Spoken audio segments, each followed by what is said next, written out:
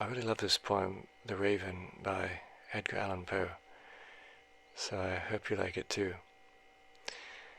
Once upon a midnight dreary, while I pondered, weak and weary, over many a quaint and curious volume of forgotten lore, while I nodded, nearly napping, suddenly there came a tapping, as of someone gently rapping at my chamber door.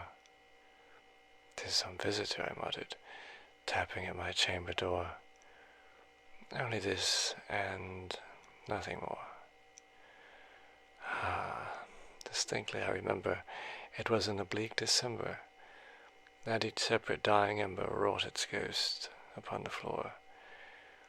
Eagerly I wished the morrow, vainly I had sought to borrow from my books surcease of sorrow for the lost Lenore, for the rare and radiant maiden whom the angels name Lenore, nameless here forevermore.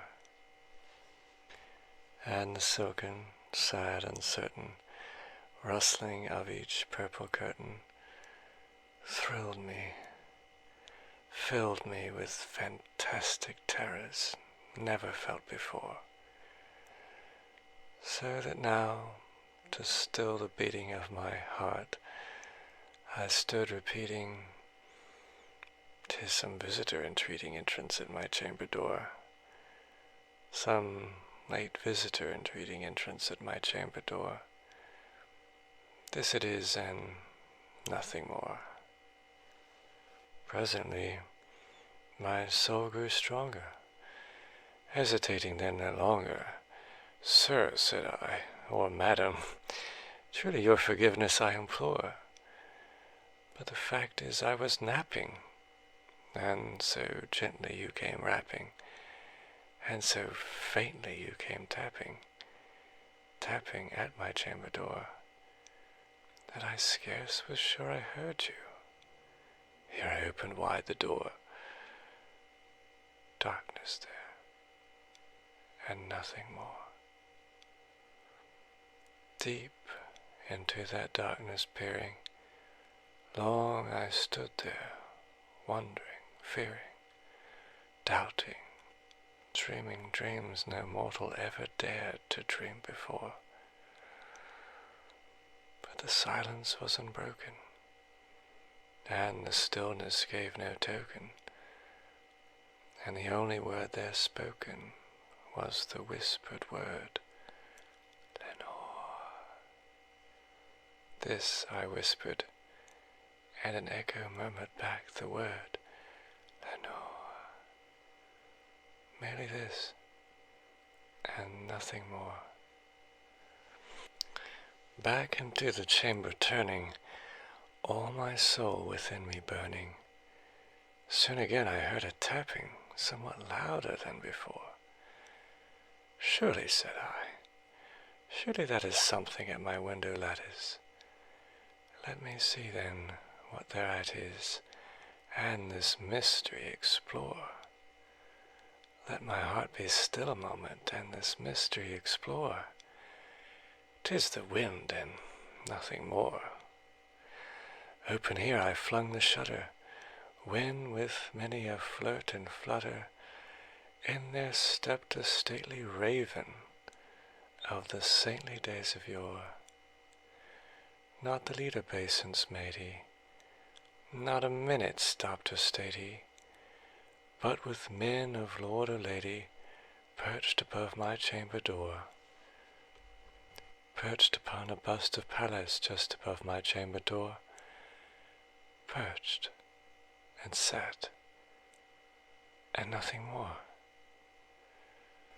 Then this ebony bird beguiling my sad fancy into smiling, by the grave and stern decorum of the countenance it wore. "Though thy crest be shorn and shaven, thou," I said, "art sure no craven, ghastly grim and ancient raven, wandering from the nightly shore. Tell me what thy lordly name is on the night's Plutonian shore. Quoth the raven, nevermore. Much I marvelled this ungainly fowl to hear discourse so plainly, though its answer little meaning, little relevancy bore. For we cannot help agreeing that no living human being ever yet was blessed with seeing bird above his chamber door, bird or beast upon the sculptured bust above his chamber door, with such a name as Nevermore. But the raven, sitting lonely on the placid bust, spoke only that one word, as if his soul in that one word he did outpour. Nothing farther than he uttered, not a feather that he fluttered, till I scarcely more than muttered, other friends have flown before, on the morrow he will leave me, as my hopes have flown before. Then the bird said, nevermore.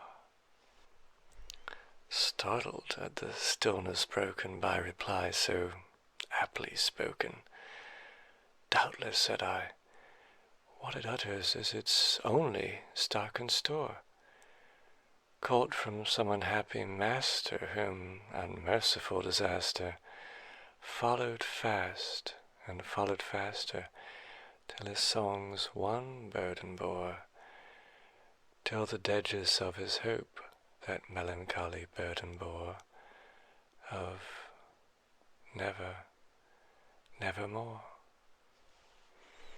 But the raven still beguiling all my fancy into smiling, straight I wheeled a cushioned seat in front of bird and bust and door. Then, upon the velvet sinking, I betook myself to linking fancy unto fancy, thinking what this ominous bird of yore, what this grim, ungainly, ghastly, gaunt, and ominous bird of yore meant in croaking nevermore. This I sat engaged in guessing, but no syllable expressing to the fowl whose fiery eyes now burned into my bosom's core.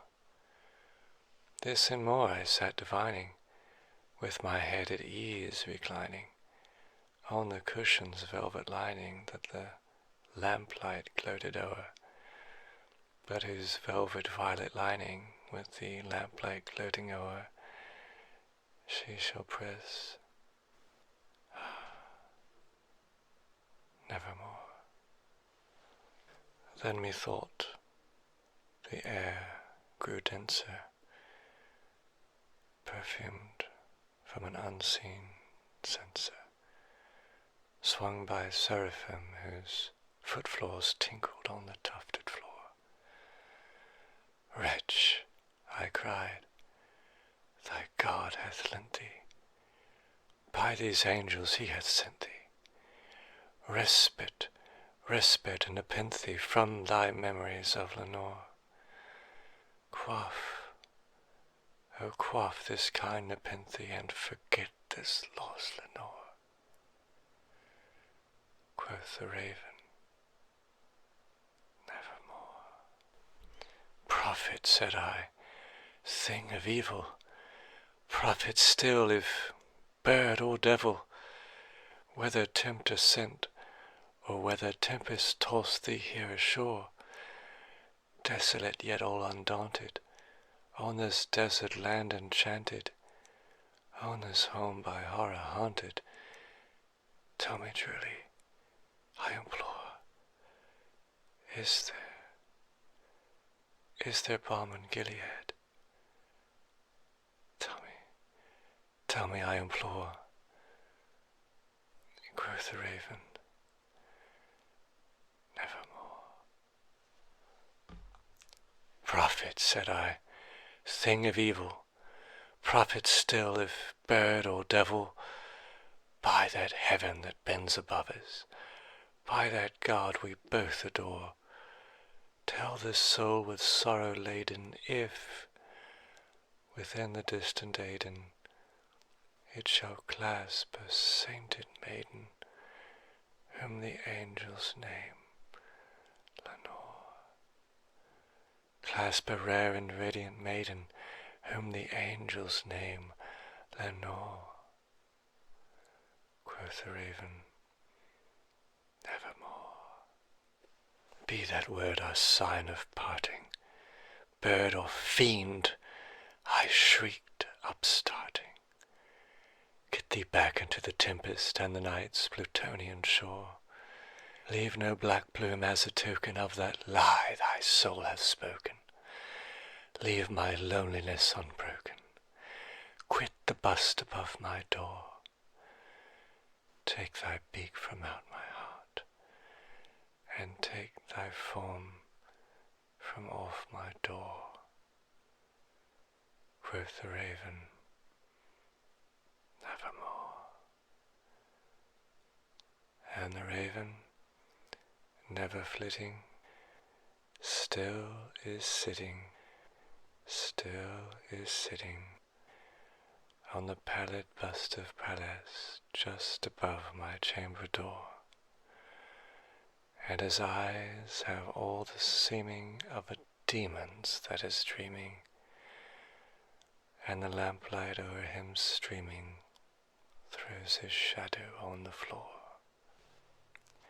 And my soul from out that shadow that lies floating on the floor